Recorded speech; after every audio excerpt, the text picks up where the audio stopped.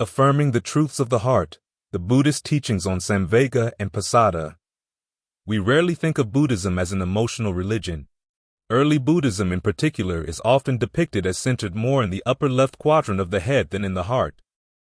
But if you look closely at the tradition, you'll find that from the very beginning it has been fueled by a deeply felt emotional core. Think back for a moment on the story of the young Prince Siddhartha and his first encounters with aging, illness, death, and a wandering forest contemplative. It's one of the most accessible chapters in the Buddhist tradition, largely because of the direct, true-to-the-heart quality of the young prince's emotions. He saw aging, illness, and death as an absolute terror, and pinned all his hopes on the contemplative forest life as his only escape.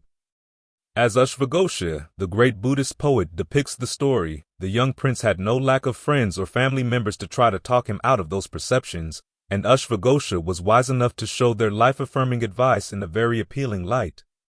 Still, the prince realized that if he were to give in to their advice, he would be betraying his heart. Only by remaining true to his honest emotions was he able to embark on the path that led away from the ordinary values of his society and toward an awakening into what lay beyond the limitations of life and death.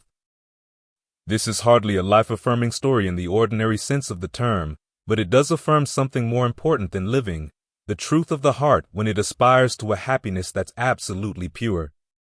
The power of this aspiration depends on two emotions, called in Pali samvega and pasada.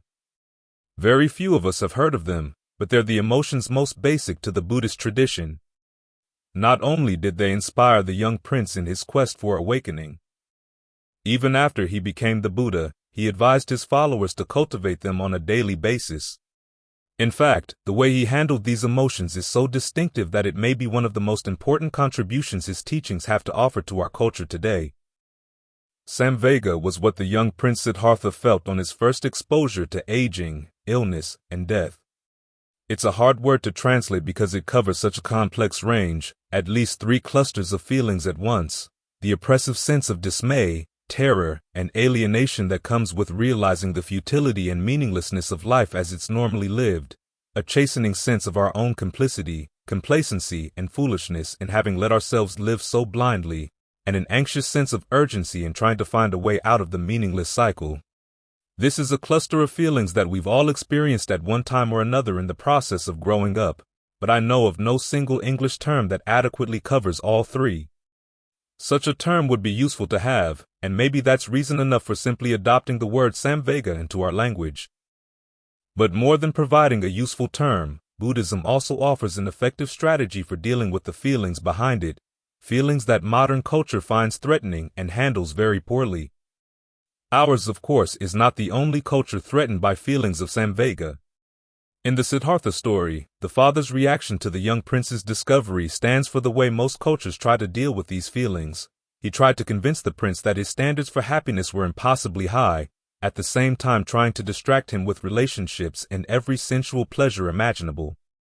Not only did he arrange an ideal marriage for the prince, but he also built him a palace for every season of the year, bought him only the best clothes and toiletries, sponsored a constant round of entertainments, and kept the servants well paid so that they could put at least a semblance of joy into their job of satisfying the prince's every whim. To put it simply, the father's strategy was to get the prince to lower his aims and to find satisfaction in a happiness that was less than absolute and far from pure.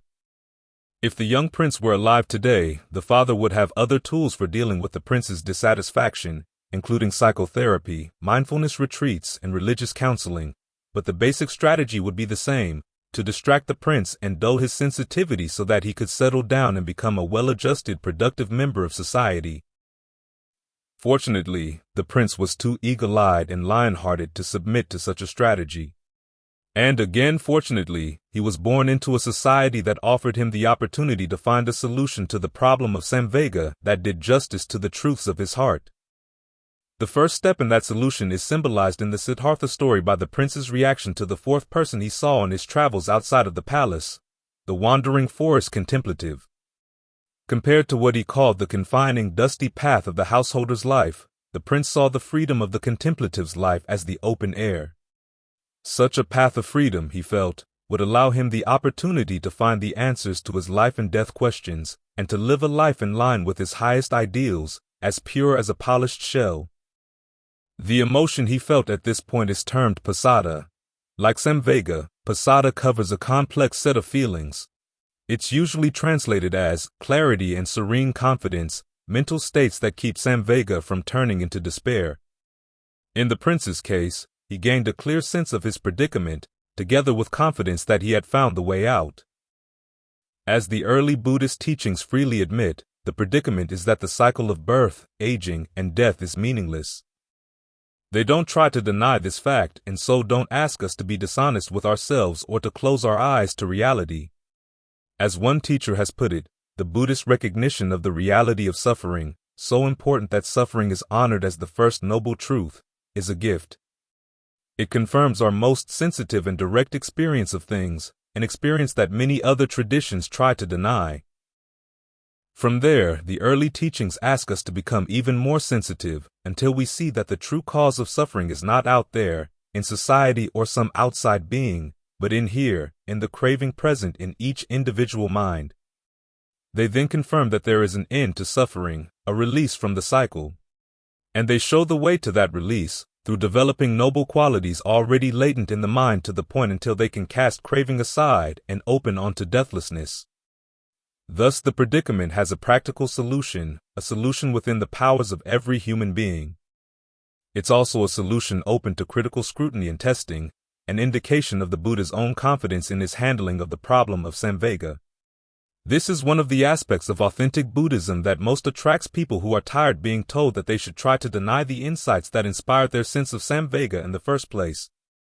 In fact, Buddhism is not only confident that it can handle feelings of samvega, but it's one of the few religions that actively cultivate them in a thoroughgoing way. Its solution to the problems of life demands so much dedicated effort that only strong samvega will keep the practicing Buddhist from slipping back into his or her old ways.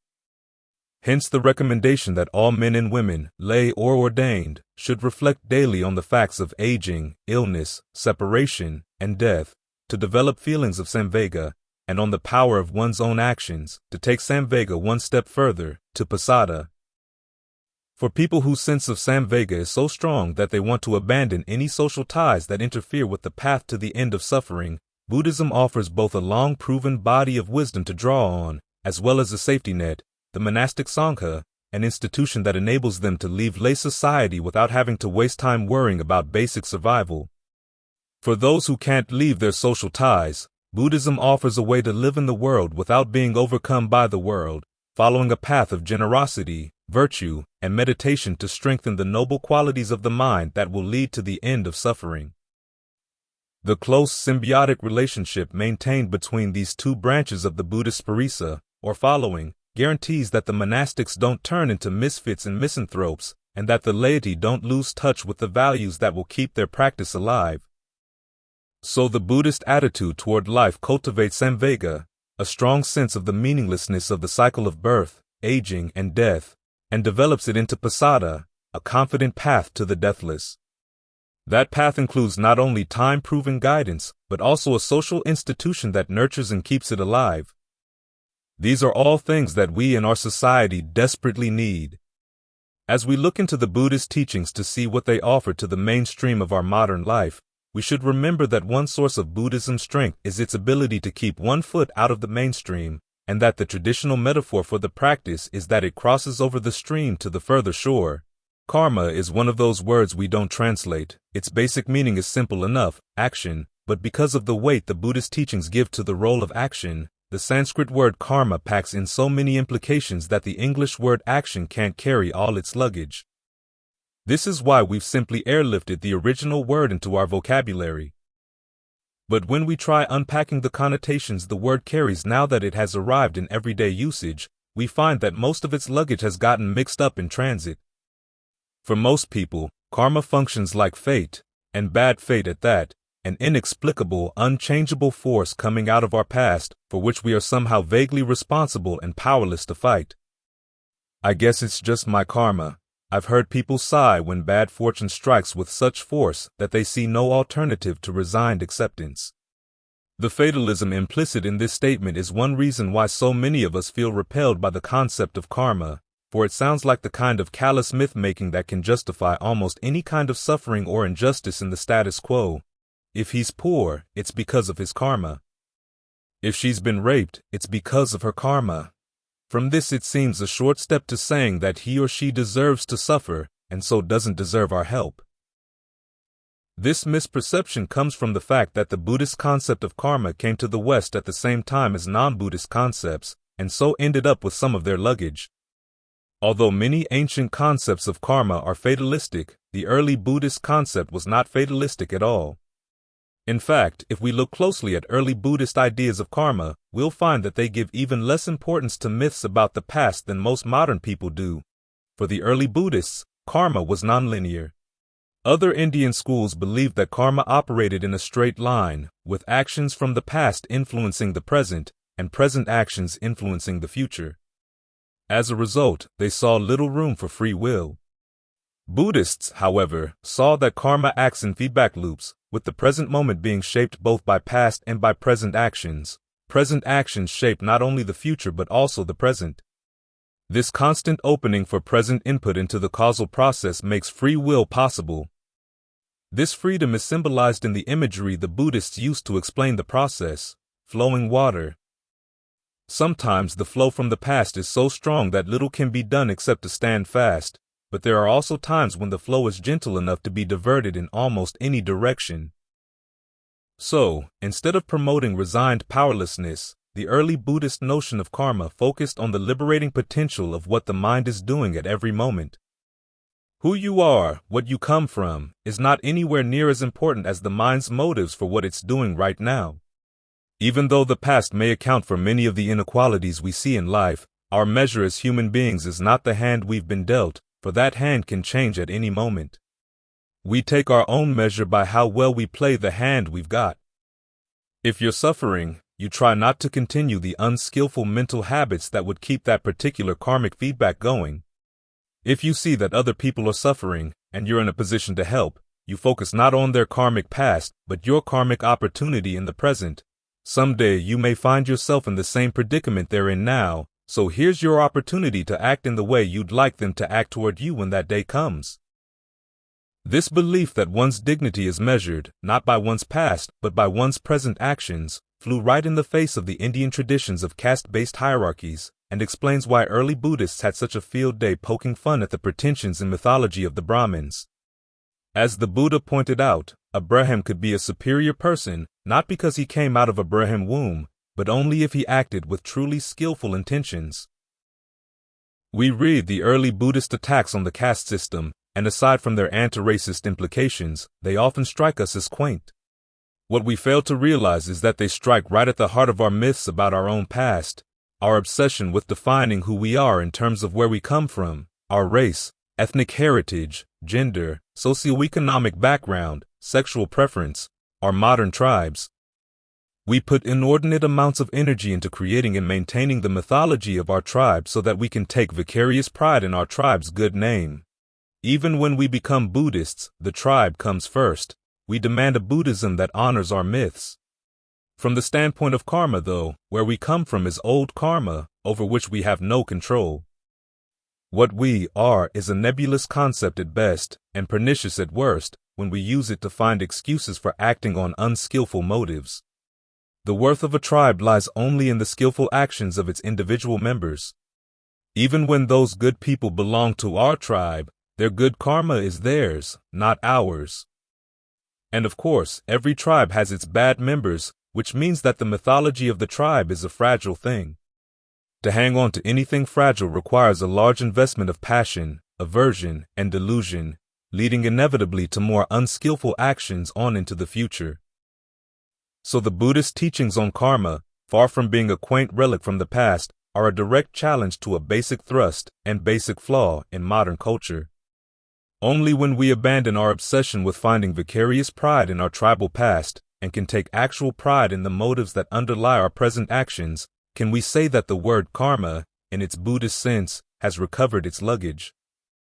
And when we open the luggage, we'll find that it's brought us a gift, the gift we give ourselves and one another when we drop our myths about who we are, and can instead be honest about what we're doing with each moment, at the same time making the effort to do it right.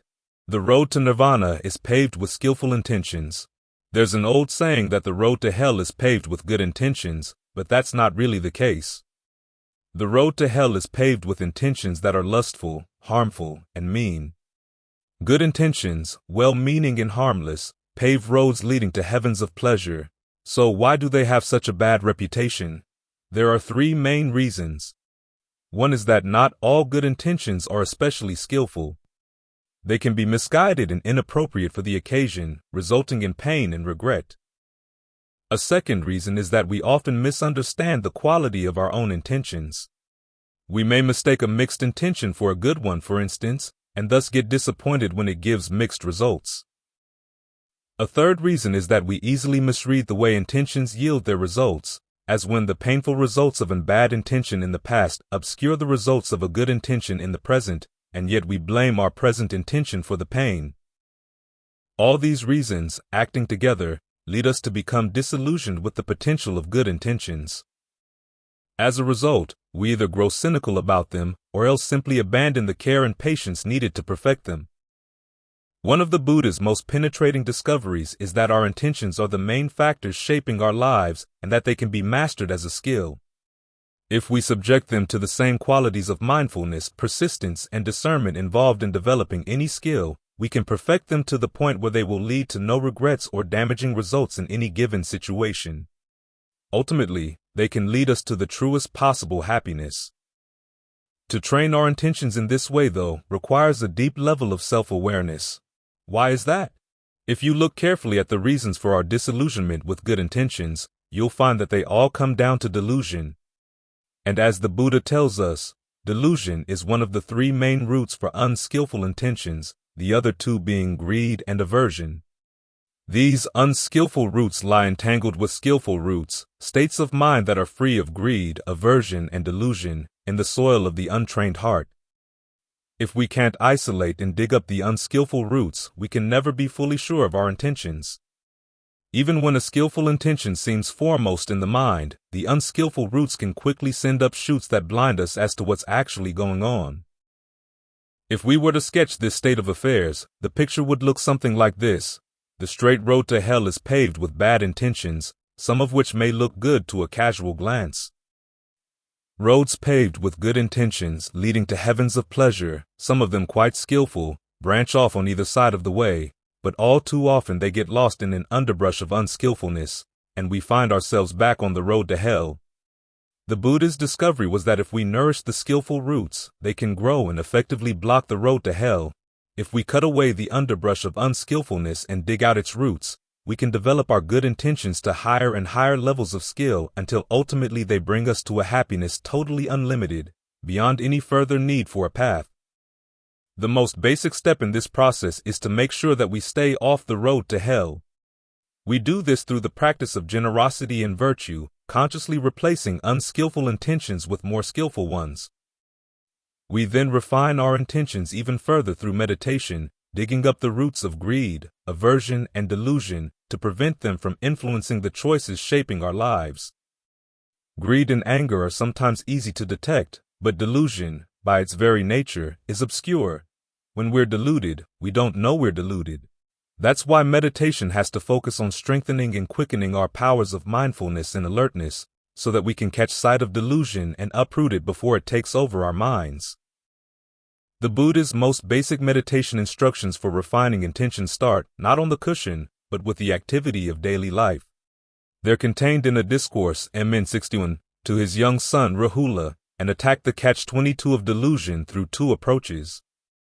The first is what the early Buddhist texts call appropriate attention, the ability to ask yourself the right questions, questions that cut straight to the causes of pleasure and pain, without entangling the mind in needless confusion. The second approach is friendship with admirable people, associating with, learning from, and emulating people who are virtuous, generous, and wise. These two factors, the Buddha said, are the most helpful internal and external aids for a person following the path. In essence, the Buddha told Rahula to use his actions as a mirror for reflecting the quality of his mind. Each time before he acted, and here acting covers any action in thought, word, or deed, he was to reflect on the result he expected from the action and ask himself, is this going to lead to harm for myself and others? If it was going to be harmful, he shouldn't do it. If it looked harmless, he could go ahead and act. However, the Buddha cautioned Rahula he shouldn't blindly trust his expectations.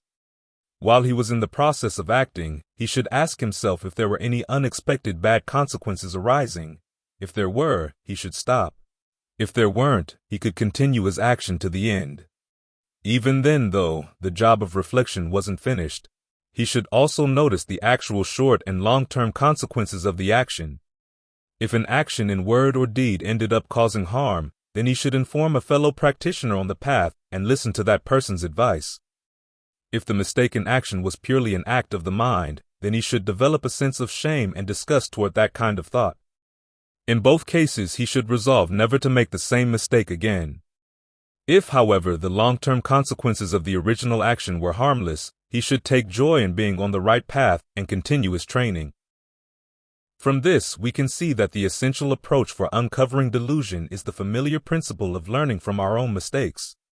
The way the Buddha formulates this principle, though, has important implications, for it demands qualities of self-honesty and maturity in areas where they are normally hard to find, our evaluation of our own intentions and of the results of our actions. As children, we learn to be dishonest about our intentions simply as a matter of survival. I didn't mean to do it. I couldn't help it. I was just swinging my arm and he got in the way. After a while, we begin to believe our own excuses and don't like to admit to ourselves when our intentions are less than noble. As a result, we get into the habit of not articulating our intentions when faced with a choice, of refusing to consider the consequences of our intentions, and, in many cases, of denying that we had a choice to begin with. This is how addictive behavior starts, and unskillful intentions are given free rein.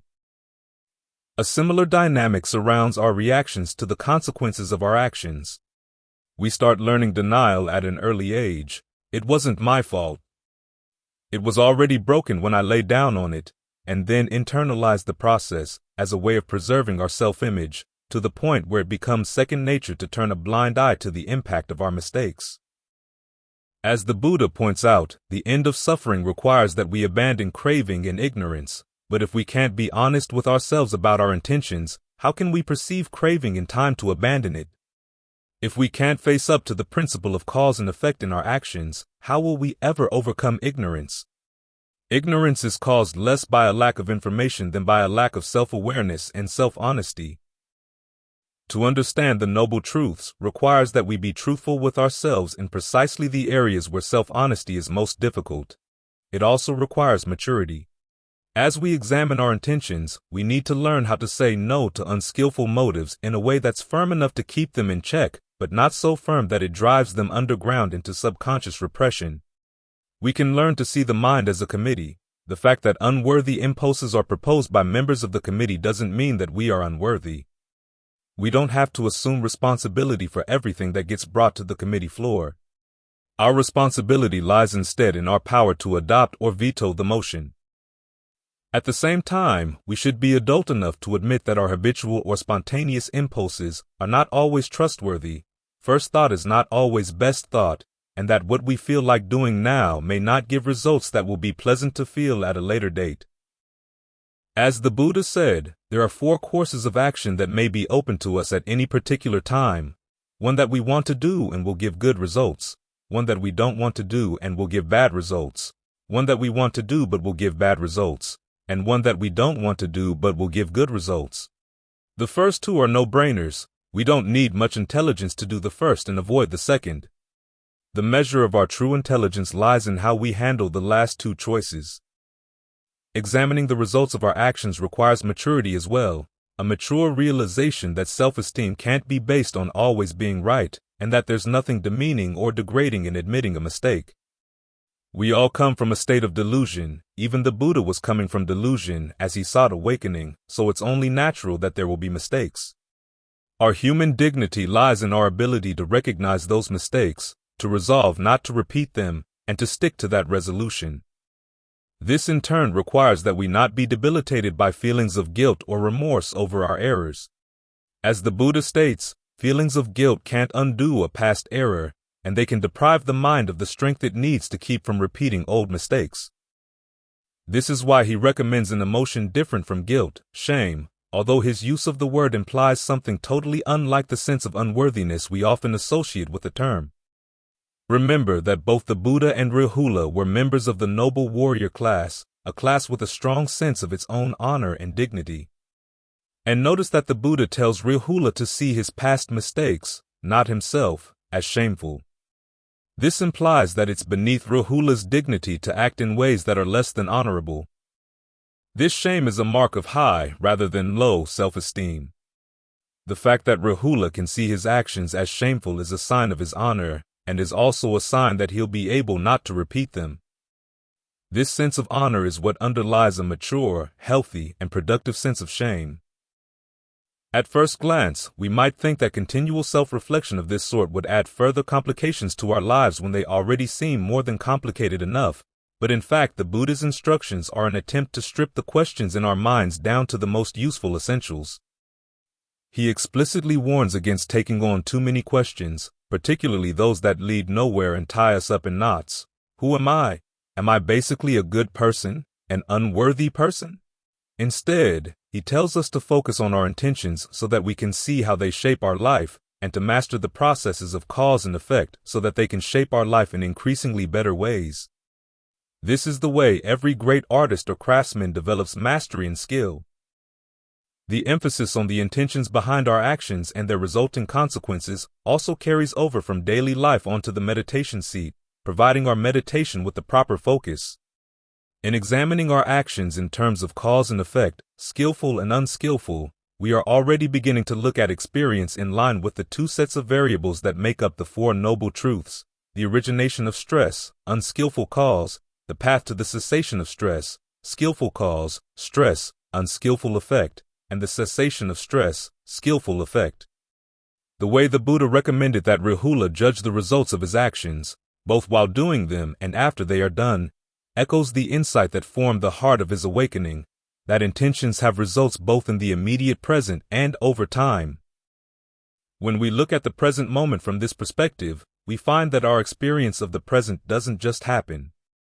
Instead, it's a product of our involvement, in terms of present intentions, the results of present intentions, and the results of past intentions, in which present intentions are the most important factor. The more we focus on that involvement, the more we can bring it out of the half-light of the subconscious and into the full light of awareness.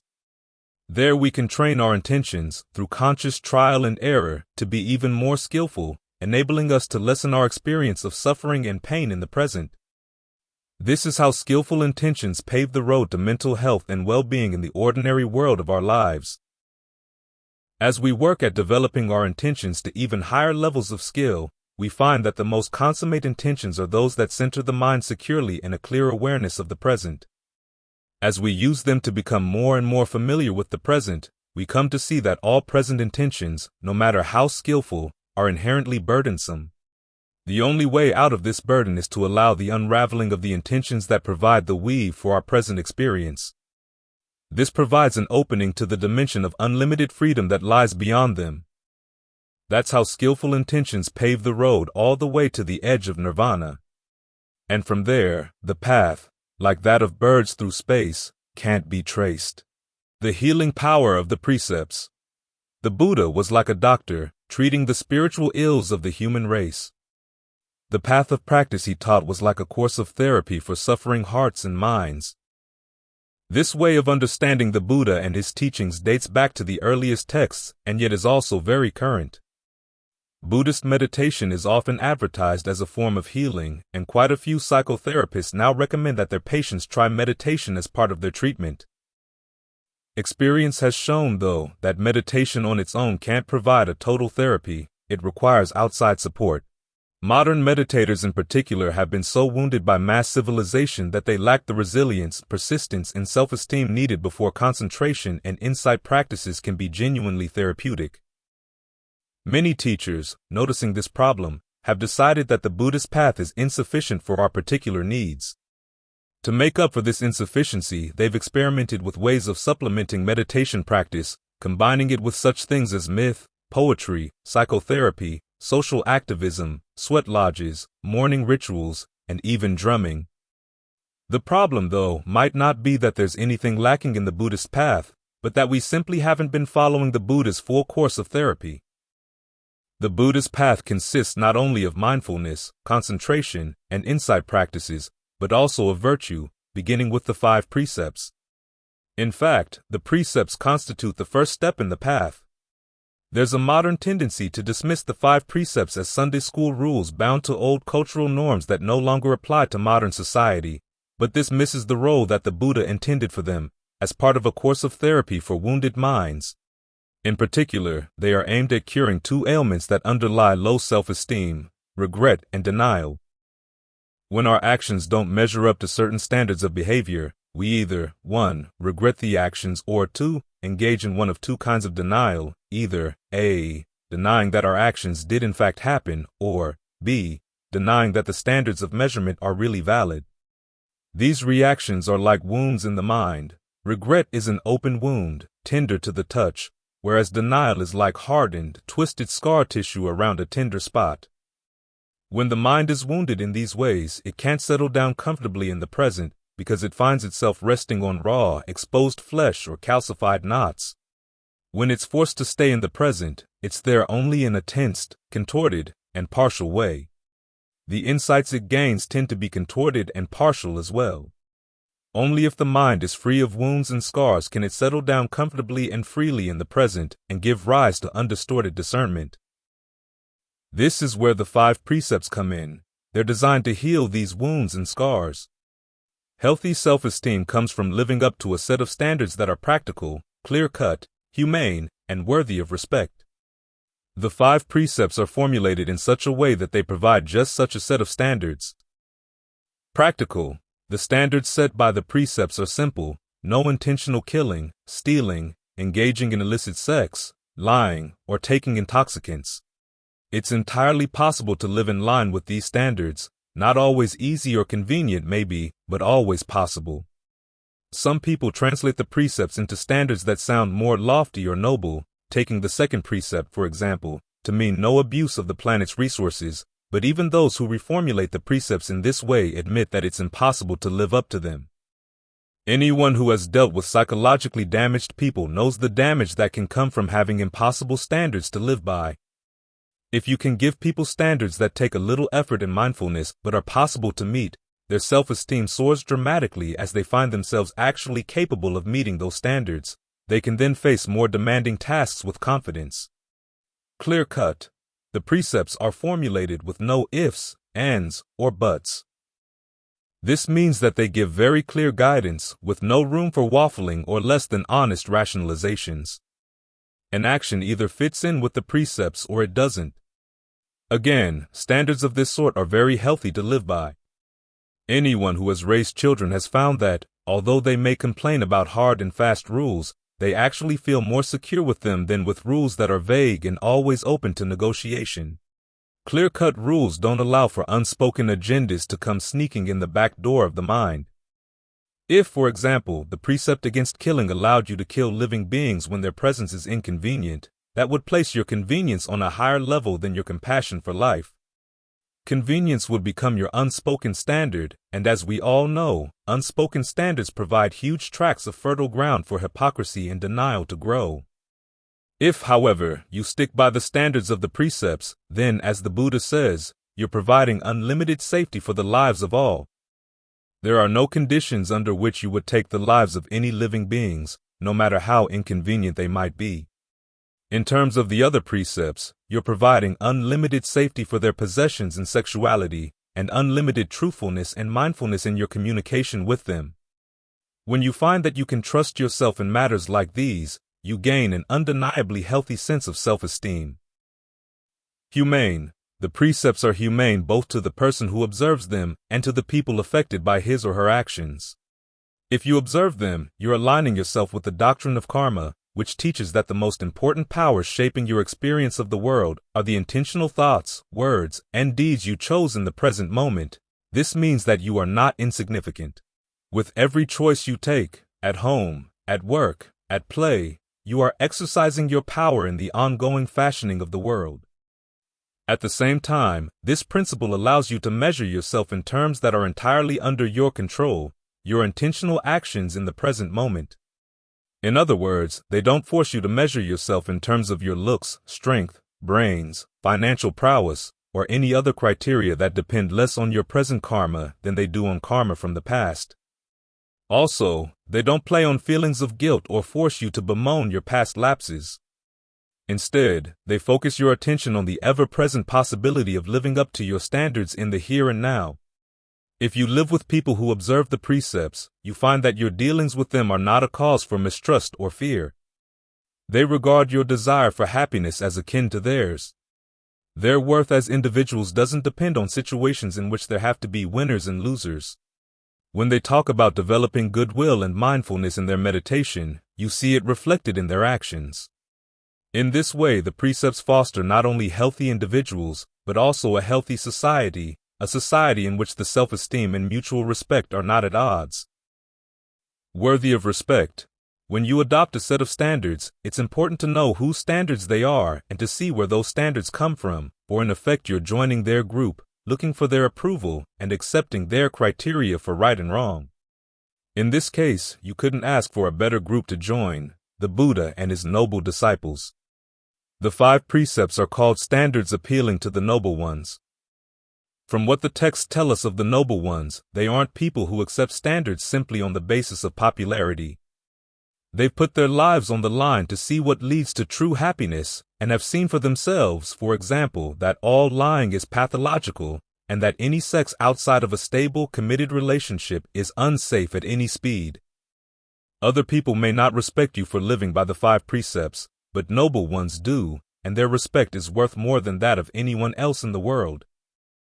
Now, many people might find cold comfort in joining such an abstract group, especially when they haven't yet met any noble ones in person.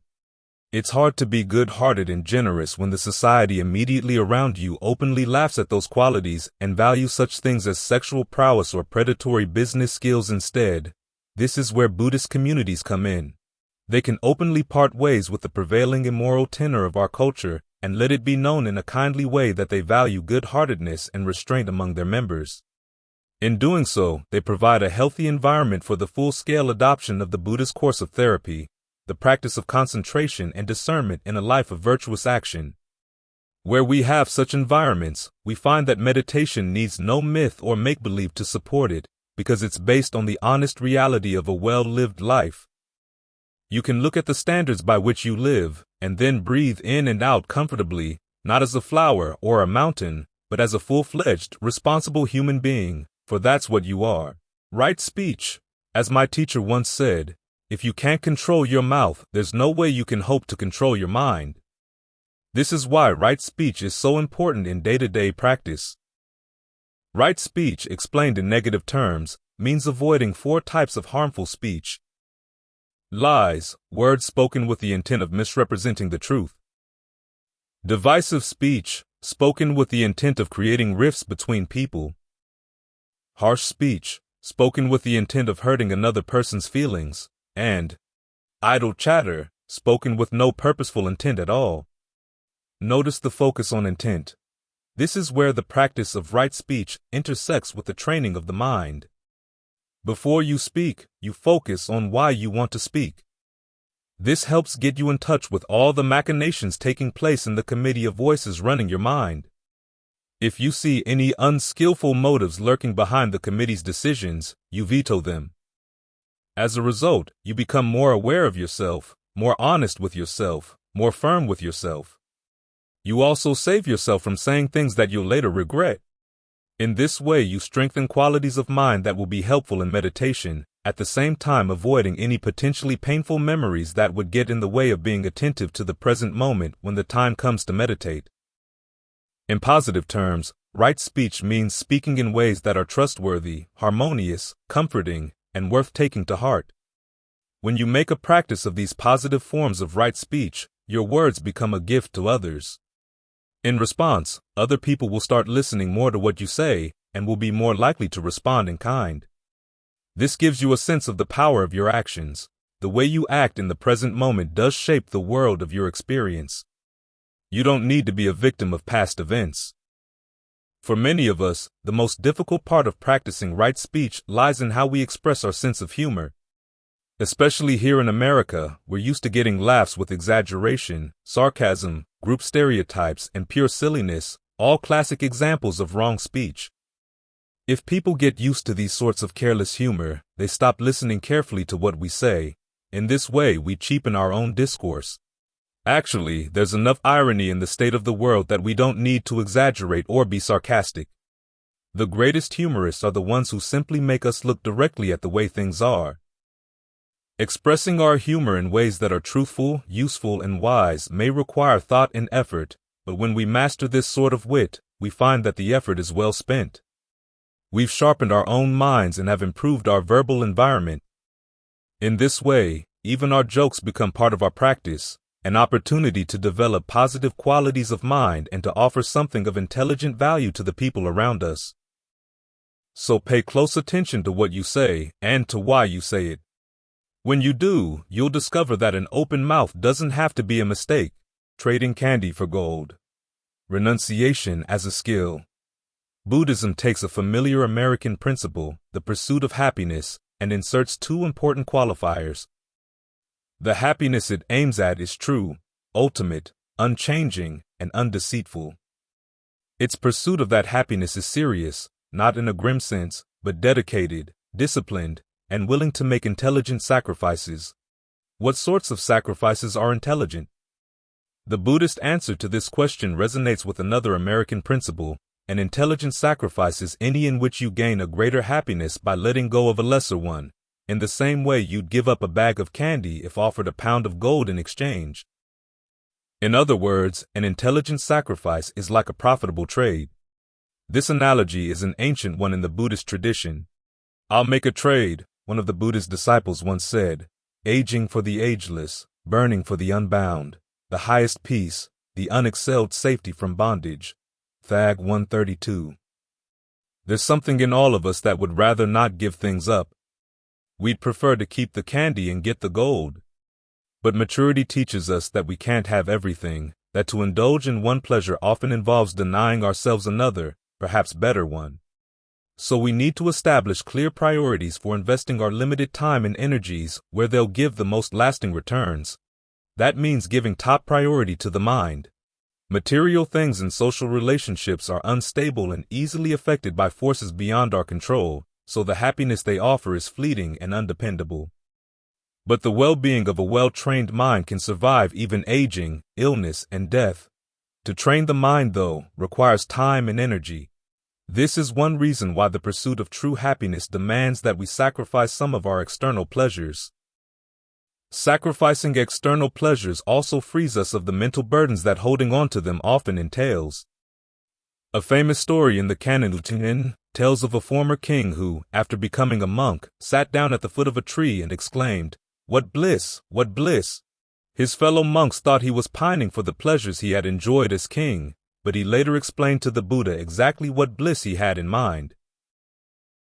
"Before, I had guards posted within and without the royal apartments, within and without the city, within and without the countryside.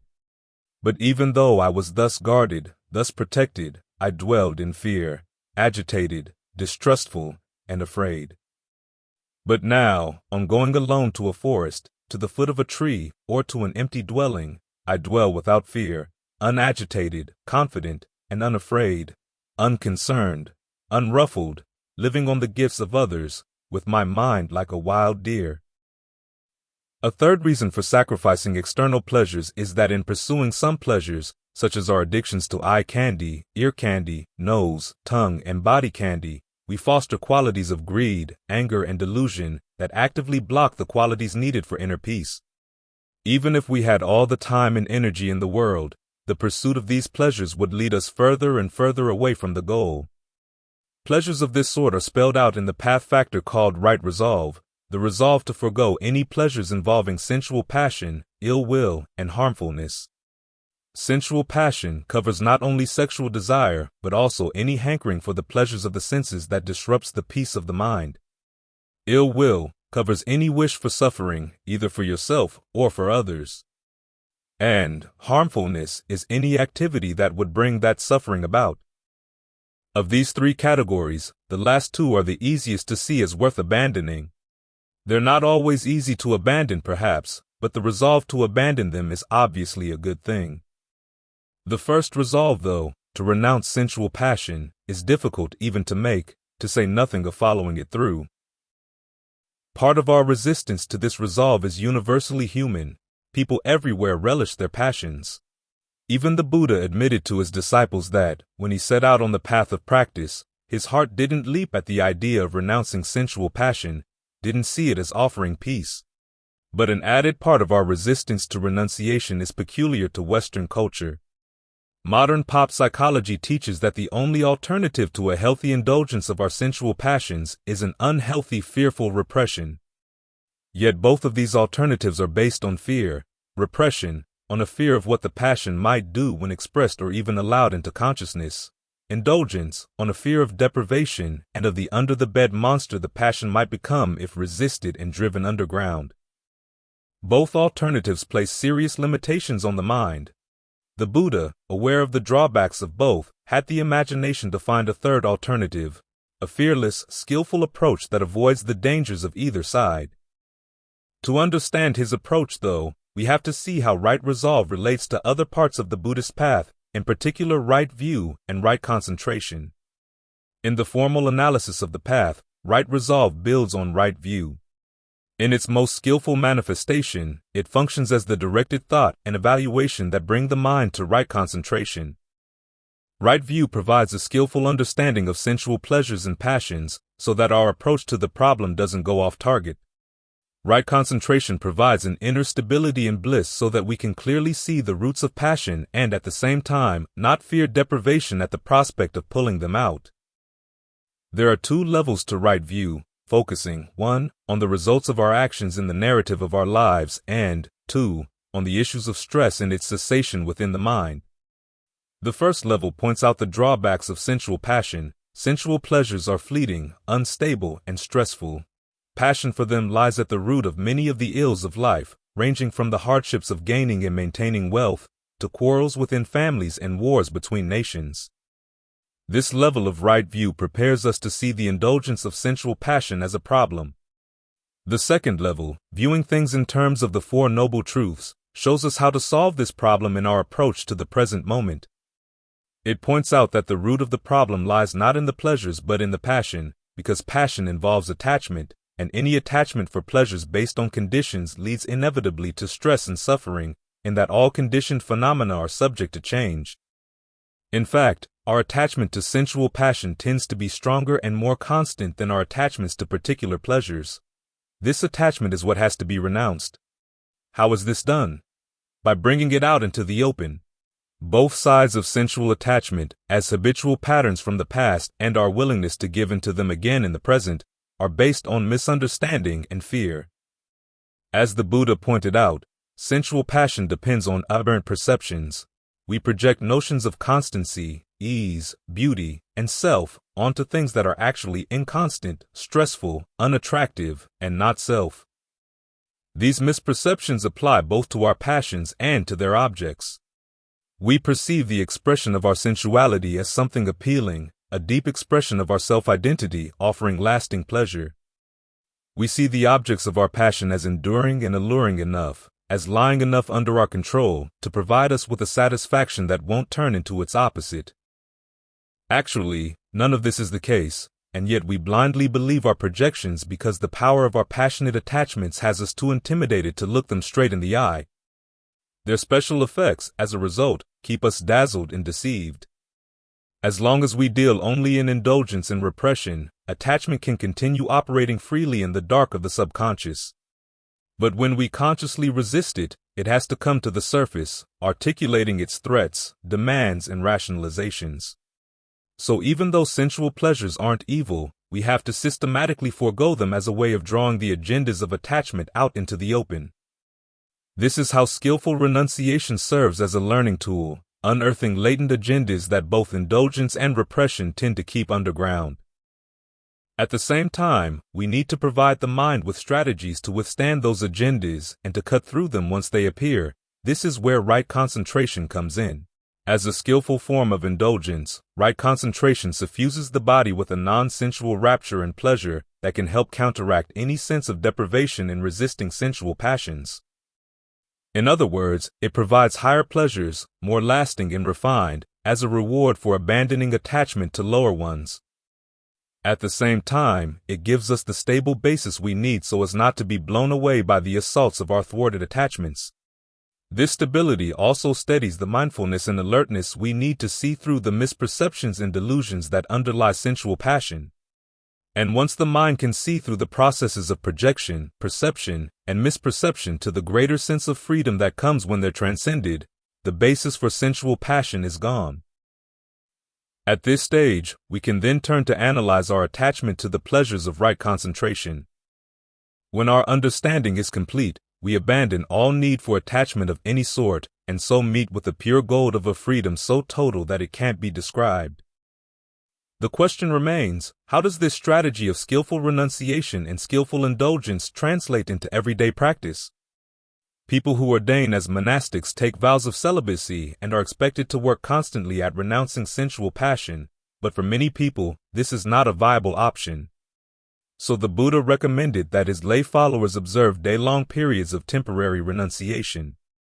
4 days out of each month, traditionally on the new, full, and half-moon days, they can take the 8 precepts, which add the following observances to the standard 5: celibacy, no food after noon, no watching of shows, no listening to music, no use of perfumes and cosmetics, and no use of luxurious seats and beds. The purpose of these added precepts is to place reasonable restraints on all 5 of the senses. The day is then devoted to listening to the Dhamma, to clarify right view, and to practicing meditation, to strengthen right concentration. Although the modern workweek can make the lunar scheduling of these day-long retreats impractical, there are ways they can be integrated into weekends or other days off from work. In this way, anyone interested can, at regular intervals, trade the cares and complexities of everyday life for the chance to master renunciation as a skill integral to the serious pursuit of happiness in the truest sense of the word.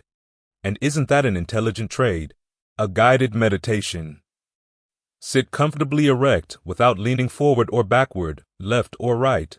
Close your eyes and think thoughts of goodwill. Thoughts of goodwill go first to yourself, because if you can't think goodwill for yourself, if you can't feel a sincere desire for your own happiness, there's no way you can truly wish for the happiness of others. So just tell yourself, may I find true happiness. Remind yourself that true happiness is something that comes from within, so this is not a selfish desire. In fact, if you find and develop the resources for happiness within you, you're able to radiate it out to other people. It's a happiness that doesn't depend on taking away anything away from anyone else. So now spread goodwill to other people. First, people who are close to your heart, your family, your parents, your very close friends. May they find true happiness as well. Then spread those thoughts out in ever-widening circles. People you know well, people you don't know so well, people you like, people you know and are neutral about, and even people you don't like. Don't let there be any limitations on your goodwill, for if there are, there will be limitations on your mind. Now spread thoughts of goodwill to people you don't even know, and not just people, all living beings of all kinds in all directions, east, west, north, south, above, and below, out to infinity. May they find true happiness too. Then bring your thoughts back to the present. If you want true happiness, you have to find it in the present, for the past is gone and the future is an uncertainty. So you have to dig down into the present. What do you have right here? You've got the body, sitting here and breathing. And you've got the mind, thinking and aware. So bring all these things together. Think about the breath, and then be aware of the breath as it comes in and goes out, keeping your thoughts directed to the breath. That's mindfulness. Being aware of the breath as it comes in and out, that's alertness. Keep those two aspects of the mind together. If you want, you can use a meditation word to strengthen your mindfulness. Try Buddho, which means awake. Think bud with the in-breath, do with the out. Try to breathe as comfortably as possible. A very concrete way of learning how to provide for your own happiness in the immediate present, and at the same time strengthening your alertness, is to let yourself breathe in a way that's comfortable. Experiment to see what kind of breathing feels best for the body right now. It might be long breathing, short breathing, in long, out short, or in short, out long, heavy or light, fast or slow, shallow or deep. Once you find a rhythm that feels comfortable, stay with it for a while. Learn to savor the sensation of the breathing. Generally speaking, the smoother the texture of the breath, the better. Think of the breath, not simply as the air coming in and out of the lungs, but as the entire energy flow that courses through the body with each in and out breath. Be sensitive to the texture of that energy flow. You may find that the body changes after a while. One rhythm or texture may feel right for a while, and then something else will feel more comfortable. Learn how to listen and respond to what the body is telling you right now. What kind of breath energy does it need? How can you best provide for that need? If you feel tired, try to breathe in a way that energizes the body. If you feel tense, try to breathe in a way that's relaxing. If your mind wanders off, gently bring it right back. If it wanders off 10 times, 100 times, bring it back 10 times, 100 times. Don't give in. This quality is called ardency. In other words, as soon as you realize that the mind has slipped away, you bring it right back. You don't spend time aimlessly sniffing at the flowers, looking at the sky, or listening to the birds. You've got work to do. Work in learning how to breathe comfortably, how to let the mind settle down in a good space here in the present moment. Each time you return to the breath, try to breathe in a way that feels especially gratifying. That makes you more and more inclined to want to return. When the breath starts feeling comfortable, you can start exploring it in other areas of the body. If you simply stay with the comfortable breath in a narrow range, you'll tend to doze off. So consciously expand your awareness, section by section, throughout the body. A good place to focus first is right around the navel. Locate that part of the body in your awareness. Where is it right now? Then notice, how does it feel there as you breathe in? How does it feel when you breathe out?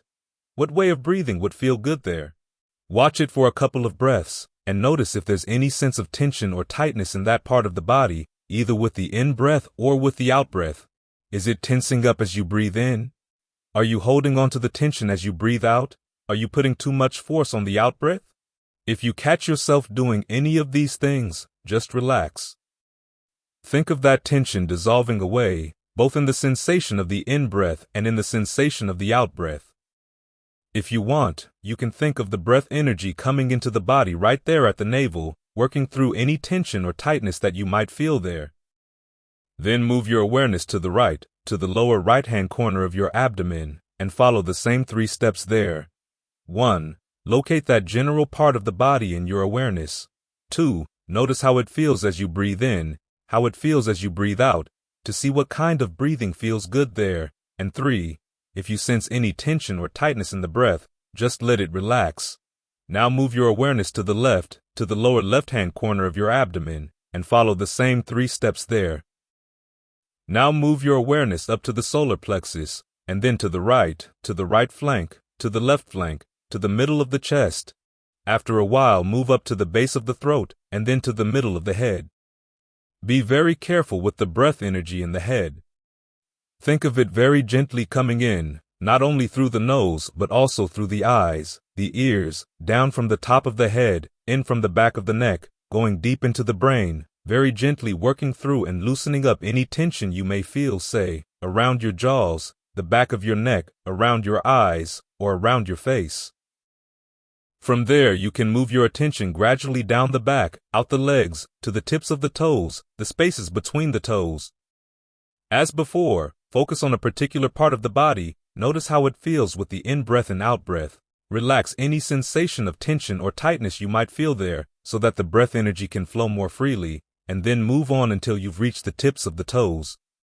Then repeat the process, beginning at the back of the neck and going down the shoulders, through the arms, past your wrists, and out through your fingers. You can repeat this survey of the body as many times as you like until the mind feels ready to settle down. Then let your attention return to any spot in the body where it feels most naturally settled and centered. Simply let your attention rest there, at one with the breath. At the same time, let the range of your awareness spread out so that it fills the entire body, like the light of a candle in the middle of a room. The candle flame is in one spot, but its light fills the entire room. Or like a spider on a web, the spider's in one spot, but it knows the whole web. Be keen on maintaining that broadened sense of awareness. You may find that it tends to shrink, like a balloon with a small hole in it, especially on the out-breath, so keep broadening its range, thinking, whole body, breath in the whole body, from the top of the head down into the tips of the toes. Think of the breath energy coming in and out of the body through every pore. Make a point of staying with this centered, broadened awareness as long as you can. There's nothing else you have to think about right now, nowhere else to go, nothing else to do. Just stay with this centered, broadened awareness of the present. When the time comes to leave meditation, remind yourself that there's a skill to leaving. In other words, you don't just jump right out. My teacher, Ajahn Fuang, once said that when most people meditate, it's as if they're climbing a ladder up to the second story of a building, step by step, rung by rung, slowly up the ladder. But as soon as they get to the second story, they jump out the window. Don't let yourself be that way. Think of how much effort went into getting yourself centered. Don't throw it away. The first step in leaving is to spread thoughts of goodwill once more to all the people around you. Then, before you open your eyes, remind yourself that even though you're going to have your eyes open, you want your attention to stay centered in the body, at the breath. Try to maintain that center as long as you can, as you get up, walk around, talk, listen, whatever. In other words, the skill of leaving meditation lies in learning how not to leave it, regardless of whatever else you may be doing. Act from that sense of being centered. If you can keep the mind centered in this way, you'll have a standard against which you can measure its movements, its reactions to the events around it and within it. Only when you have a solid center like this can you gain insight into the movements of the mind, the path of concentration and mindfulness. Many people tell us that the Buddha taught two different types of meditation, mindfulness meditation and concentration meditation. Mindfulness meditation, they say, is the direct path, while concentration practice is the scenic route that you take at your own risk because it's very easy to get lost there and you may never get out. But when you actually look at what the Buddha taught, he never separates these two practices, they're parts of a single whole. Every time he explains mindfulness and its place in the path, he states clearly that the purpose of mindfulness practice is to lead the mind into a state of right concentration, to get the mind to settle down and to find a place where it can really feel stable, at home, where it can look at things steadily and see them for what they are. Part of the two practices issue centers on how we understand the word jhana, which is a synonym for right concentration. Many of us have heard that jhana is a very intense trance-like state that requires intense staring and shutting out the rest of the world. It sounds nothing like mindfulness at all. But if you look at the Buddha's descriptions of jhana, that's not the kind of state he's talking about. To be in jhana is to be absorbed, very pleasurably, in the sense of the whole body. A very broad sense of awareness fills the entire body. One of the images the Buddha used to describe this state is that of a person kneading water into dough so that the water permeates throughout the flour. Another is a lake in which a cool spring comes welling up and suffuses the entire lake. Now, when you're with the body as a whole, you're very much in the present moment. As the Buddha says, the fourth jhana, in which the body is filled with bright awareness, is the point where mindfulness and equanimity become pure. So there should be no problem in combining mindfulness practice with a whole body awareness that's very settled and still. In fact, the Buddha himself combines them in his description of the first 4 steps of breath meditation. 1. Being aware of long breathing. 2. Being aware of short breathing.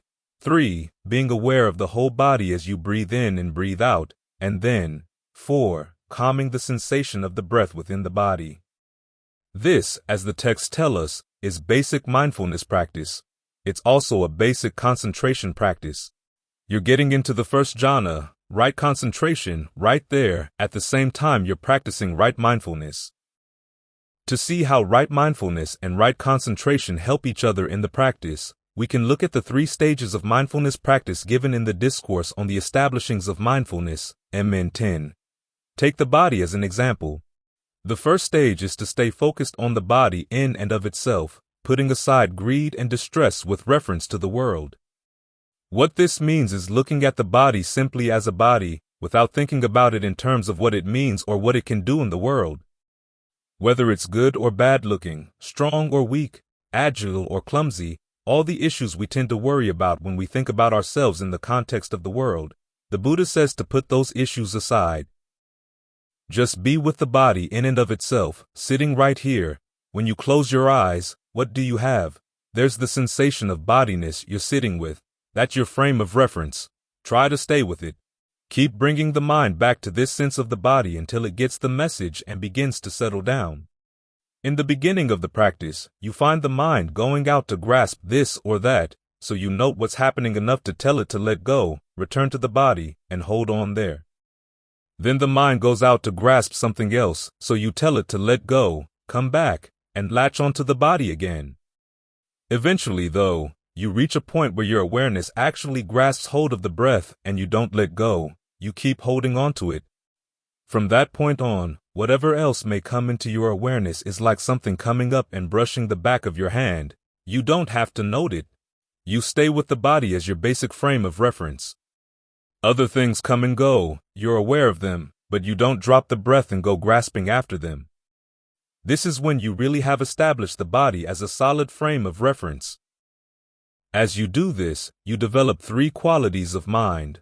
1 is mindfulness. The word mindfulness means being able to remember, to keep something in mind. In the case of establishing the body as a frame of reference, it means remembering to see things in terms of the body. You don't let yourself forget. It also means remembering the lessons you've learned, both from others and from your own practice, and how best to stay with the body and to drop any distractions. The second quality, alertness, sampajana, means being aware of what you're actually doing in the present. Are you with the body? Are you with the breath? What are the results? Is the breath comfortable? Is it not? We tend to confuse mindfulness with alertness, but actually they're 2 separate things. Mindfulness means being able to remember where you want to keep your awareness. Alertness means being aware of what you're actually doing along with the results you're getting. The third quality, ardency, atapa, means 2 things. 1, if you realize that the mind has wandered off, you bring it right back, immediately. You don't let it go grazing around the pasture. 2, when the mind is with its proper frame of reference, ardency means trying to be as sensitive as possible to what's going on, not just drifting in the present moment, but really trying to penetrate more and more into the subtle details of what's actually happening with the breath or the mind. When you have these 3 qualities focused on the body in and of itself, you can't help but settle down and get really comfortable with the body in the present moment.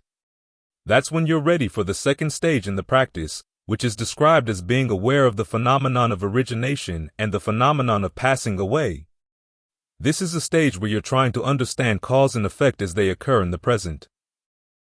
In terms of concentration practice, once you've got the mind to settle down, you want to understand the interaction of cause and effect in the process of concentration so that you can become more skillful in the practice, so that you can get the mind to settle down more solidly for longer periods of time in all sorts of situations, on the cushion and off. To do this, you have to learn about how things arise and pass away in the mind, not by simply watching them, but by actually getting involved in their arising and passing away.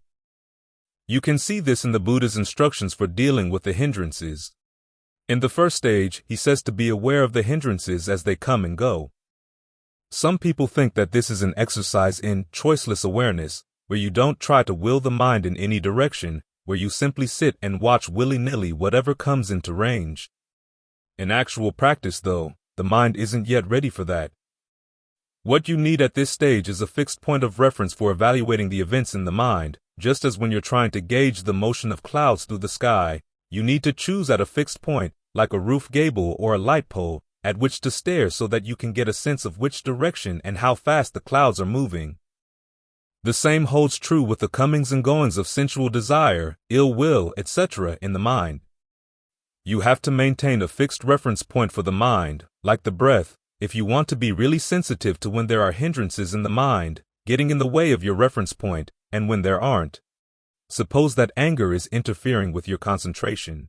Instead of getting involved in the anger, you try simply to be aware of when it's there and when it's not. You look at the anger as an event in and of itself, as it comes, as it goes. But you don't stop there. The next step, as you're still working at focusing on the breath, is recognizing how anger can be made to go away. Sometimes simply watching it is enough to make it go away. Sometimes it's not, and you have to deal with it in other ways, such as arguing with the reasoning behind the anger, or reminding yourself of the drawbacks of anger. In the course of dealing with it, you have to get your hands dirty. You've got to try and figure out why the anger is coming, why it's going, how you can get rid of it, because you realize that it's an unskillful state, and this requires that you improvise, experiment. You've got to chase your pride and impatience out of the way so that you can have the space to make mistakes and learn from them, so that you can develop a skill in dealing with the anger. It's not just a question of hating the anger and trying to push it away, or of loving the anger and welcoming it. These approaches may give results in the short run, but in the long run they're not especially skillful. What's called for here is the ability to see what the anger is composed of. How can you take it apart? One technique that gives results, when anger is present and you're in a situation where you don't immediately have to react to people, is simply to ask yourself in a good-natured way, okay, why are you angry? Listen to what the mind has to say. Then pursue the matter. But why are you angry at that? Of course I'm angry, after all. Well, why are you angry at that? If you keep this up, the mind will eventually admit to something stupid, such as the assumption that people shouldn't be such and such a way, even though they blatantly are that way, or that people should act in line with your standards, or whatever other assumption the mind finds so embarrassing that it has to keep it hidden from you. But finally, if you keep probing, it'll fess up. You gain a lot of understanding into the anger this way and can really weaken its power over you. In dealing with positive qualities, like mindfulness, calm, and concentration, you make use of a similar process. First, you're aware of when they're there and when they're not. Then you realize that when they're there it's much nicer than when they're not. So you try to figure out how they come, how they go. You do this by consciously trying to maintain that state of mindfulness and concentration.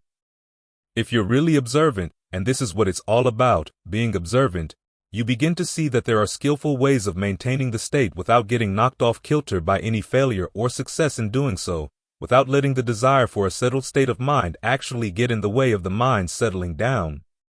You do want to succeed, but you need a balanced attitude toward failure and success so that you can learn from them. Nobody's keeping score or taking grades. You're here to understand for your own sake.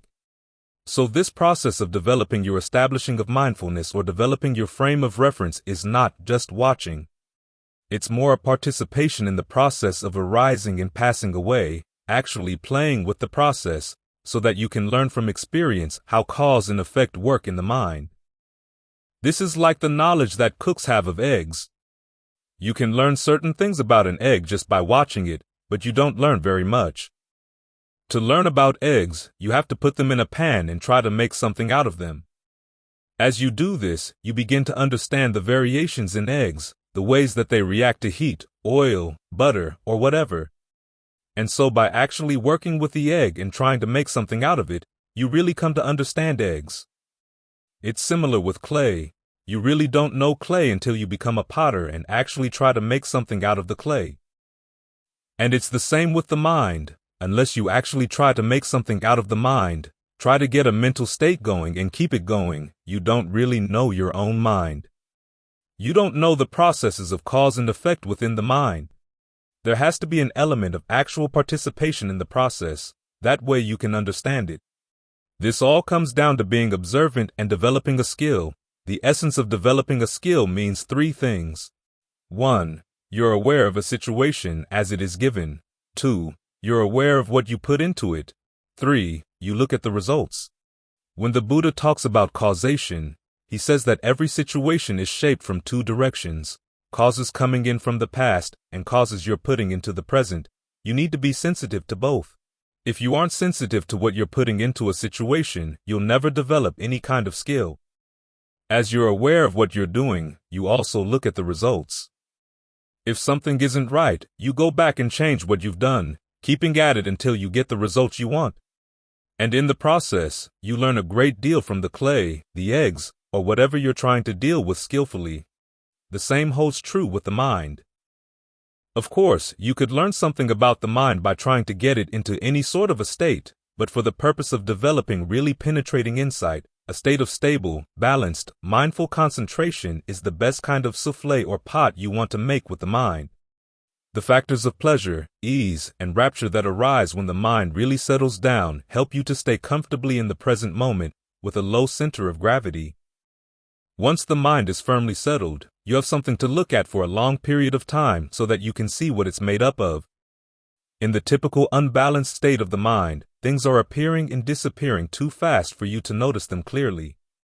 But as the Buddha notes, when you get really skilled at jhana, you can step back a bit and actually see what you've got.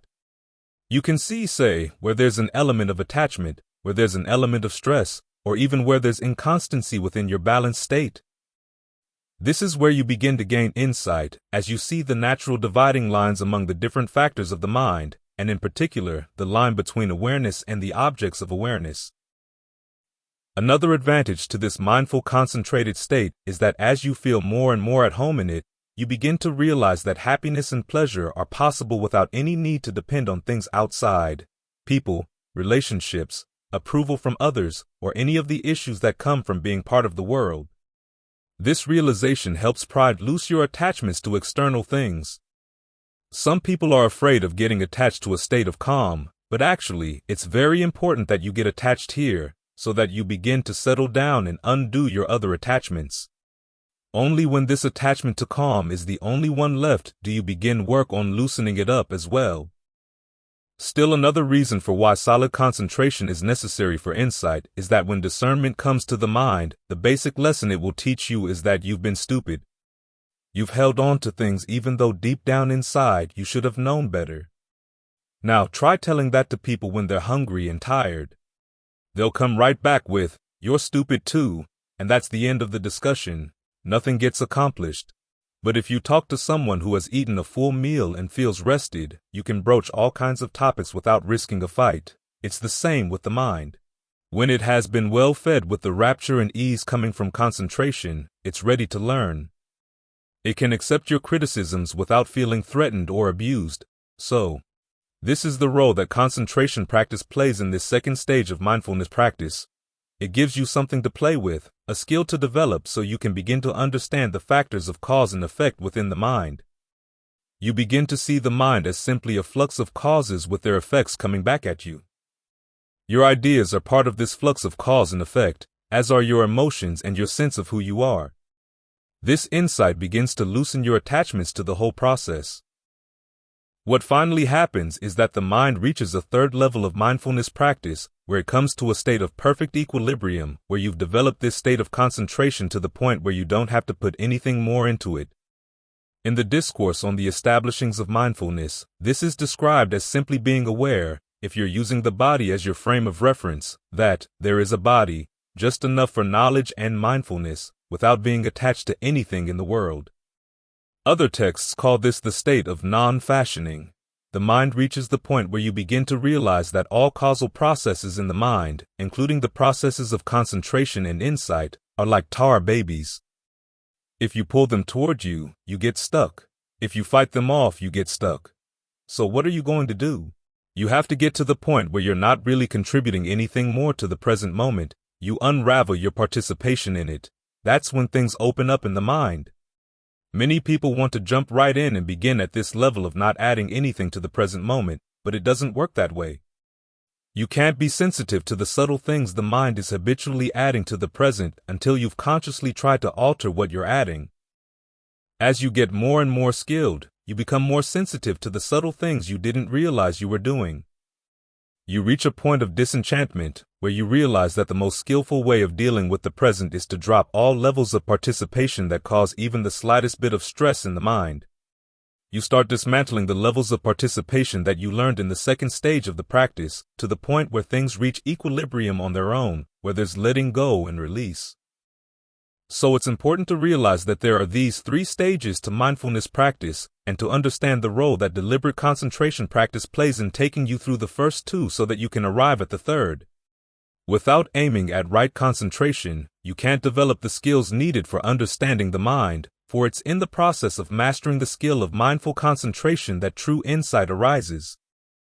Just as you don't really understand a herd of cattle until you've successfully herded them, learning from all your failures along the way, you can't get a sense of all the cause and effect currents running through the mind until you've learned from your failures and successes in getting them to gather in a state of concentrated mindfulness and mindful concentration. And only when you've really understood and mastered these currents, the currents of craving that cause suffering and stress, and the currents of mindfulness and concentration that form the path, can you let them go and find true freedom. One tool among many. The place of vipassanā in Buddhist practice. What exactly is vipassanā? Almost any book on early Buddhist meditation will tell you that the Buddha taught 2 types of meditation, samatha and vipassanā. Samatha, which means tranquility, is said to be a method fostering strong states of mental absorption called jhana. Vipassanā, literally, clear seeing, but more often translated as insight meditation, is said to be a method using a modicum of tranquility to foster moment-to-moment mindfulness of the inconstancy of events as they are directly experienced in the present. This mindfulness creates a sense of dispassion toward all events, thus leading the mind to release from suffering. These 2 methods are quite separate, we're told, and of the 2, vipassanā is the distinctive Buddhist contribution to meditative science. Other systems of practice predating the Buddha also taught samatha, but the Buddha was the first to discover and teach vipassanā. Although some Buddhist meditators may practice samatha meditation before turning to vipassanā, samatha practice is not really necessary for the pursuit of awakening. As a meditative tool, the vipassanā method is enough for attaining the goal, or so we're told. But if you look directly at the Pali discourses, the earliest extant sources for our knowledge of the Buddhist teachings, you'll find that although they do use the word samatha to mean tranquility and vipassanā to mean clear seeing, they otherwise confirm none of the received wisdom about these terms. Only rarely do they make use of the word vipassanā, a sharp contrast to their frequent use of the word jhana. When they depict the Buddha telling his disciples to go meditate, they never quote him as saying, "Go do vipassanā," but always, "Go do jhana." And they never equate the word vipassanā with any mindfulness techniques.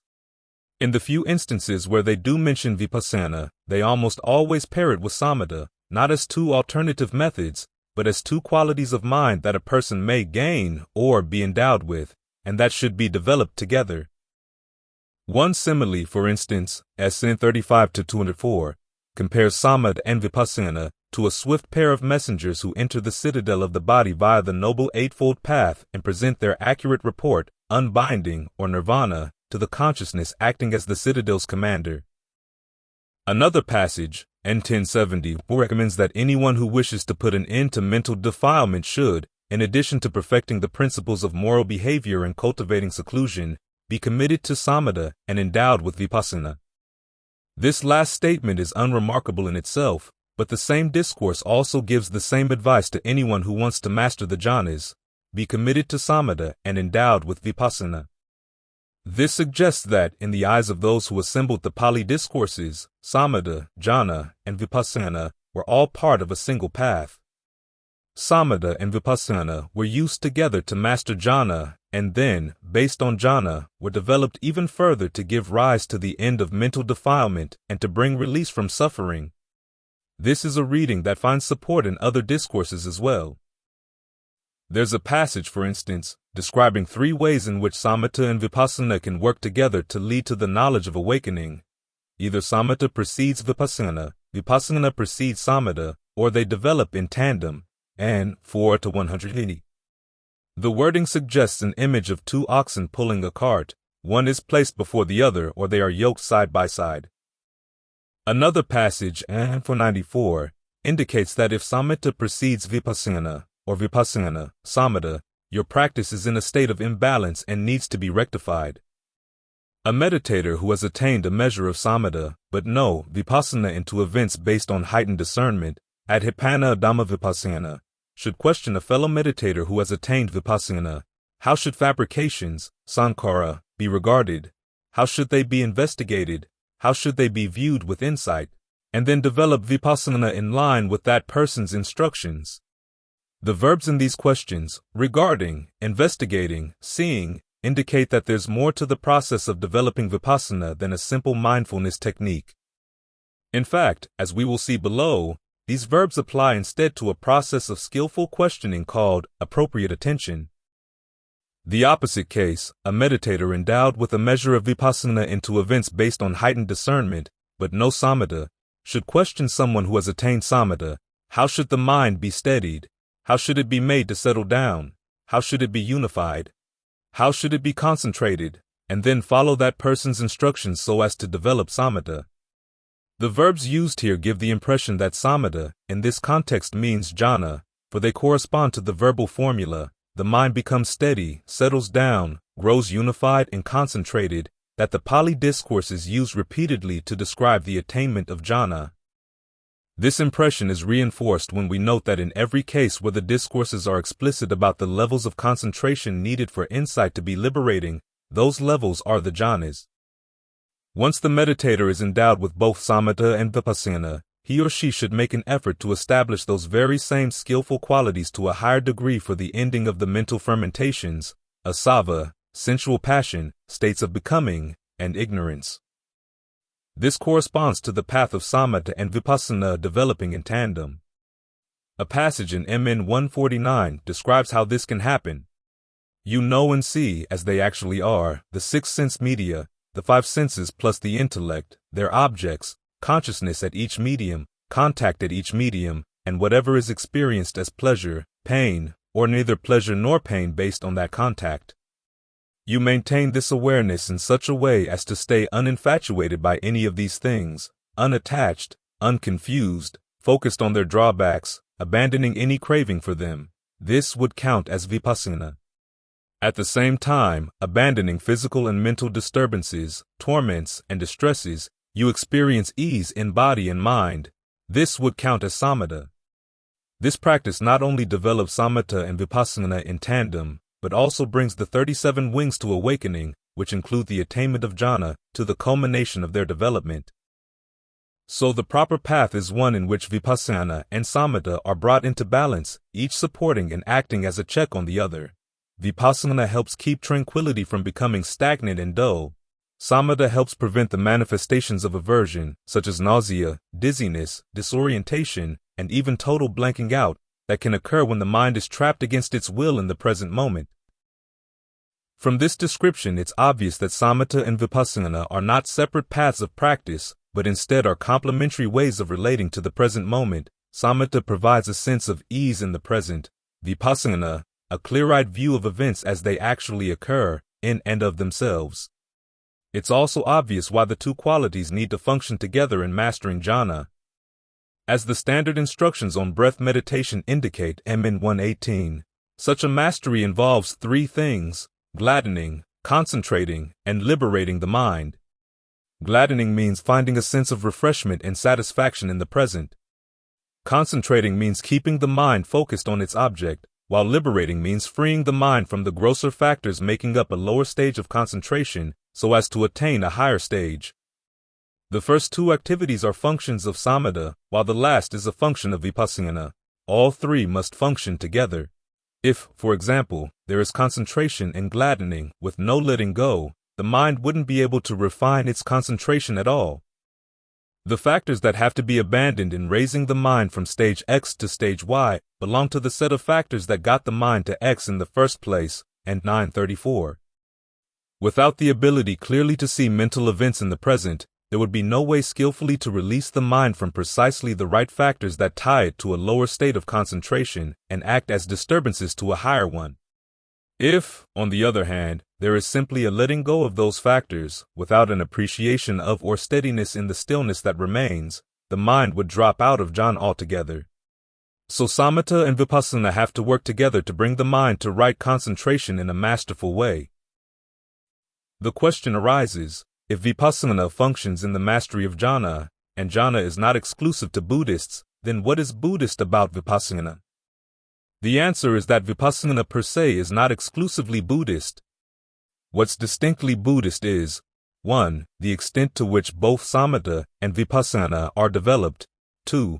The way they are developed, i.e., the line of questioning used to foster them, and 3. The way they are combined with an arsenal of meditative tools to bring the mind to total release.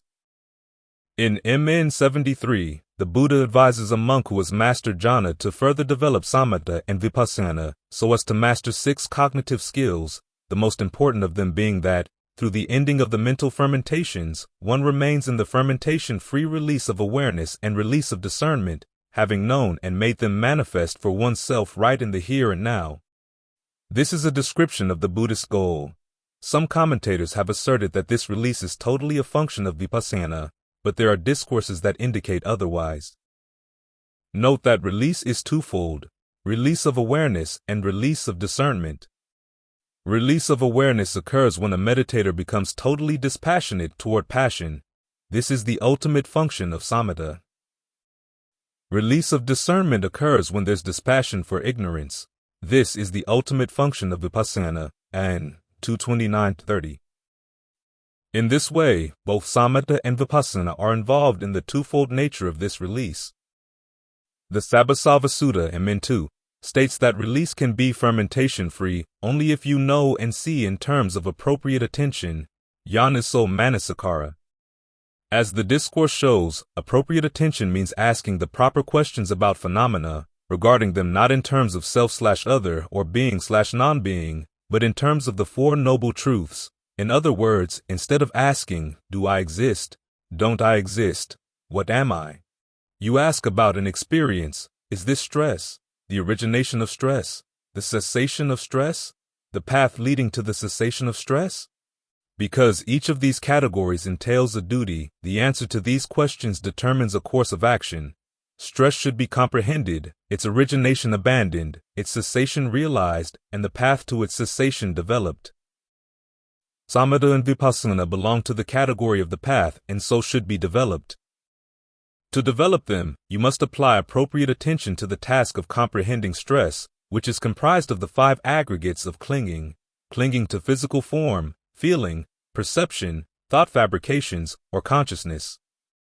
Applying appropriate attention to these aggregates means viewing them in terms of their drawbacks as inconstant, stressful, a disease, a cancer, an arrow, painful, an affliction, alien, a dissolution, an emptiness, not self, SN 22-120.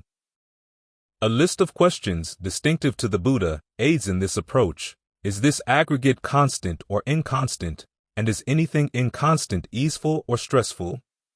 And is it fitting to regard what is inconstant, stressful, subject to change as, this is mine, this is myself, this is what I am, SN 2259.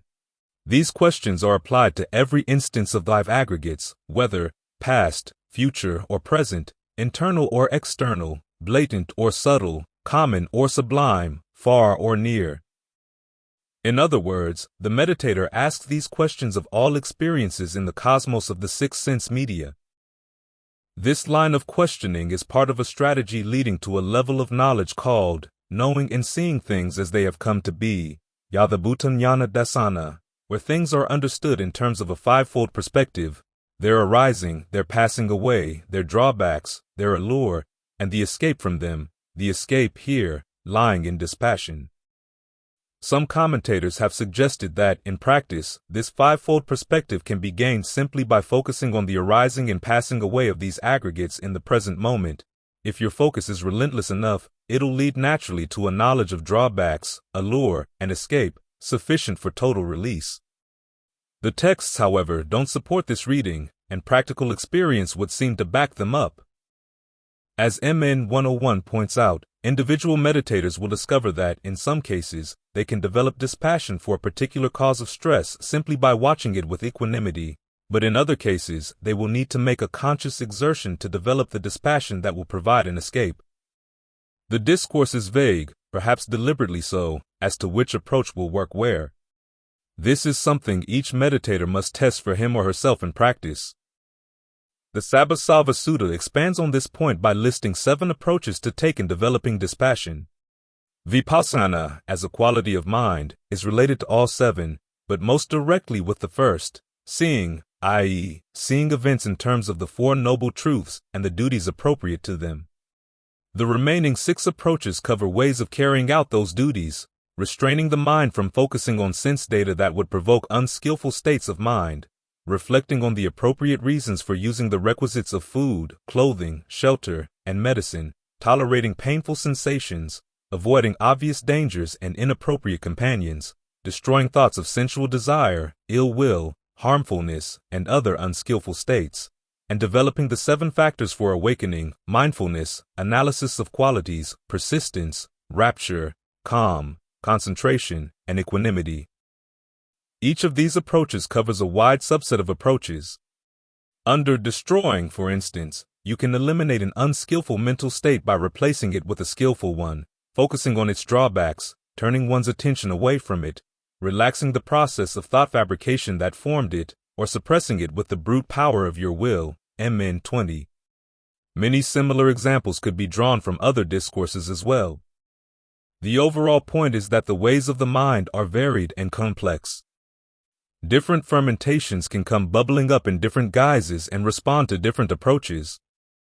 Your skill as a meditator lies in mastering a variety of approaches and developing the sensitivity to know which approach will work best in which situation. On a more basic level, however, you need strong motivation to master these skills in the first place. Because appropriate attention requires abandoning dichotomies that are so basic to the thought patterns of all people, being/not being, and me/not me, meditators need strong reasons for adopting it. This is why the Sabasava Sutta insists that anyone developing appropriate attention must first hold the noble ones, here meaning the Buddha and his awakened disciples, in high regard. In other words, you have to see that those who have followed the path are truly exemplary. You must also be well versed in their teaching and discipline. According to MN 117, being well versed in their teaching begins with having conviction in their teachings about karma and rebirth, which provide intellectual and emotional context for adopting the 4 noble truths as the basic categories of experience. Being well versed in the discipline of the noble ones would include, in addition to observing the precepts, having some skill in the 7 approaches mentioned above for abandoning the fermentations. Without this sort of background, meditators might bring the wrong attitudes and questions to the practice of watching arising and passing away in the present moment. For instance, they might be looking for a true self and end up identifying, consciously or unconsciously, with the vast open sense of awareness that embraces all change, from which it all seems to come and to which it all seems to return. Or they might long for a sense of connectedness with the vast interplay of the universe, convinced that, as all things are changing, any desire for changelessness is neurotic and life-denying. For people with agendas like these, the simple experience of events arising and passing away in the present won't lead to 5-fold knowledge of things as they are. They'll resist recognizing that the ideas they hold to are a fermentation of views, or that the experiences of calm that seem to verify those ideas are simply a fermentation in the form of a state of becoming. As a result, they won't be willing to apply the 4 noble truths to those ideas and experiences. Only a person willing to see those fermentations as such, and convinced of the need to transcend them, will be in a position to apply the principles of appropriate attention to them, and thus get beyond them. So, to answer the question with which we began, Vipassana is not a meditation technique. It's a quality of mind, the ability to see events clearly in the present moment. Although mindfulness is helpful in fostering vipassana, it's not enough for developing vipassana to the point of total release. Other techniques and approaches are needed as well. In particular, vipassana needs to be teamed with samatha, the ability to settle the mind comfortably in the present, so as to master the attainment of strong states of absorption, or jhana. Based on this mastery, you then apply samatha and vipassana to a skillful program of questioning, called appropriate attention, directed at all experience, exploring events not in terms of me/not me, or being/not being, but in terms of the 4 noble truths. You pursue this program until it leads to a fivefold understanding of all events, in terms of their arising, their passing away, their drawbacks, their allure, and the escape from them. Only then can the mind taste release. This program for developing vipassanā and samatha, in turn, needs the support of many other attitudes, mental qualities, and techniques of practice. This was why the Buddha taught it as part of a still larger program, including respect for the noble ones, mastery of all 7 approaches for abandoning the mental fermentations, and all 8 factors of the noble path. To take a reductionist approach to the practice can produce only reduced results, for meditation is a skill like carpentry, requiring a mastery of many tools in response to many different needs. To limit ourselves to only one approach in meditation would be like trying to build a house when our motivation is uncertain and our toolbox contains nothing but hammers. What is emptiness? Emptiness is a mode of perception, a way of looking at experience. It adds nothing to and takes nothing away from the raw data of physical and mental events. You look at events in the mind and the senses with no thought of whether there's anything lying behind them. This mode is called emptiness because it's empty of the presuppositions we usually add to experience to make sense of it, the stories and worldviews we fashion to explain who we are and to define the world we live in. Although these stories and views have their uses, the Buddha found that some of the more abstract questions they raise, of our true identity and the reality of the world outside, pull attention away from a direct experience of how events influence one another in the immediate present. So they get in the way when we try to understand and solve the problem of suffering. Say, for instance, that you're meditating and a feeling of anger toward your mother appears. Immediately, the mind's reaction is to identify the anger as my anger, or to say that I'm angry. It then elaborates on the feeling, either working it into the story of your relationship to your mother, or to your general views about when and where anger toward one's mother can be justified. The problem with all this, from the Buddhist perspective, is that these stories and views entail a lot of suffering. The more you get involved in them, the more you get distracted from seeing the actual cause of the suffering, the labels of I and mine that set the whole process in motion. As a result, you can't find the way to unravel that cause and bring the suffering to an end.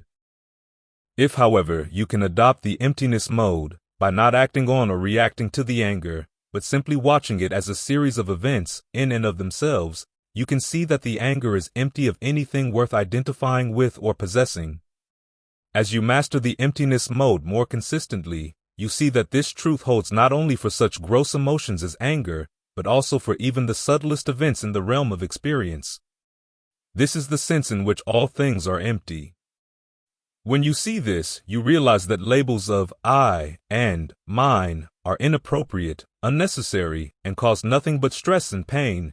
You can then drop them. When you drop them totally, you discover a mode of experience that lies deeper still, one that's totally free. To master the emptiness mode of perception requires training in firm virtue, concentration, and discernment. Without this training, the mind tends to stay in the mode that keeps creating stories and worldviews. And from the perspective of that mode, the teaching of emptiness sounds simply like another story or worldview with new ground rules. In terms of the story of your relationship with your mother, it seems to be saying that there's really no mother, no you. In terms of your views about the world, it seems to be saying either that the world doesn't really exist, or else that emptiness is the great undifferentiated ground of being from which we all came, to which someday we'll all return. These interpretations not only miss the meaning of emptiness, but also keep the mind from getting into the proper mode. If the world and the people in the story of your life don't really exist, then all the actions and reactions in that story seem like a mathematics of zeros, and you wonder why there's any point in practicing virtue at all. If, on the other hand, you see emptiness as the ground of being to which we're all going to return, then what need is there to train the mind in concentration and discernment, since we're all going to get there anyway? And even if we need training to get back to our ground of being, what's to keep us from coming out of it and suffering all over again? So in all these scenarios, the whole idea of training the mind seems futile and pointless. By focusing on the question of whether or not there really is something behind experience, they entangle the mind in issues that keep it from getting into the present mode. Now, stories and worldviews do serve a purpose. The Buddha employed them when teaching people, but he never used the word emptiness when speaking in these modes. He recounted the stories of people's lives to show how suffering comes from the unskillful perceptions behind their actions, and how freedom from suffering can come from being more perceptive. And he described the basic principles that underlie the round of rebirth to show how bad intentional actions lead to pain within that round, good ones lead to pleasure, while really skillful actions can take you beyond the round altogether. In all these cases, these teachings were aimed at motivating people to focus on the quality of the perceptions and intentions in their minds in the present. In other words, to get them to want to get into the emptiness mode. Once there, they can use the teachings on emptiness for their intended purpose, to loosen all attachments to views, stories, and assumptions, leaving the mind empty of all greed, anger, and delusion, and thus empty of suffering and stress. And when you come right down to it, that's the emptiness that really counts. No self or not self. One of the first stumbling blocks in understanding Buddhism is the teaching on anatta, often translated as no self. This teaching is a stumbling block for two reasons. First, the idea of there being no self doesn't fit well with other Buddhist teachings, such as the doctrine of karma and rebirth. If there's no self, what experiences the results of karma and takes rebirth? Second, it seems to negate the whole reason for the Buddhist teachings to begin with. If there's no self to benefit from the practice, then why bother? Many books try to answer these questions, but if you look at the Pali Canon, you won't find them addressed at all. In fact, the one place where the Buddha was asked point-blank whether or not there was a self, he refused to answer. When later asked why, he said that to answer either yes, there is a self, or no, there isn't, would be to fall into extreme forms of wrong view that make the path of Buddhist practice impossible, so the question should be put aside. To understand what his silence on this question says about the meaning of anatta, we first have to look at his teachings on how questions should be asked and answered, and how to interpret his answers. The Buddha divided all questions into four classes: those that deserve a categorical, straight yes or no answer, those that deserve an analytical answer, defining and qualifying the terms of the question, those that deserve a counter-question, putting the ball back in the questioner's court, and those that deserve to be put aside. The last class of question consists of those that don't lead to the end of suffering and stress. The first duty of a teacher, when asked a question, is to figure out which class the question belongs to, and then to respond in the appropriate way. You don't, for example, say yes or no to a question that should be put aside. If you're the person asking the question and you get an answer, you should then determine how far the answer should be interpreted. The Buddha said that there are two types of people who misrepresent him: those who draw inferences from statements that shouldn't have inferences drawn from them, and those who don't draw inferences from those that should. These are the basic ground rules for interpreting the Buddhist teachings, but if we look at the way most writers treat the anatta doctrine, we find these ground rules ignored. Some writers try to qualify the no-self interpretation by saying that the Buddha denied the existence of an eternal self or a separate self, but this is to give an analytical answer to a question that the Buddha showed should be put aside. Others try to draw inferences from the few statements in the discourse that seem to imply that there is no self, but it seems safe to assume that if you force those statements to give an answer to a question that should be put aside, you're drawing inferences where they shouldn't be drawn. So, instead of answering no to the question of whether or not there is a self, interconnected or separate, eternal or not, the Buddha felt that the question was misguided to begin with. Why? No matter how you define the line between self and other, the notion of self involves an element of self-identification and clinging, and thus suffering and stress. This holds as much for an interconnected self, which recognizes no other, as it does for a separate self. If you identify with all of nature, you're pained by every felled tree.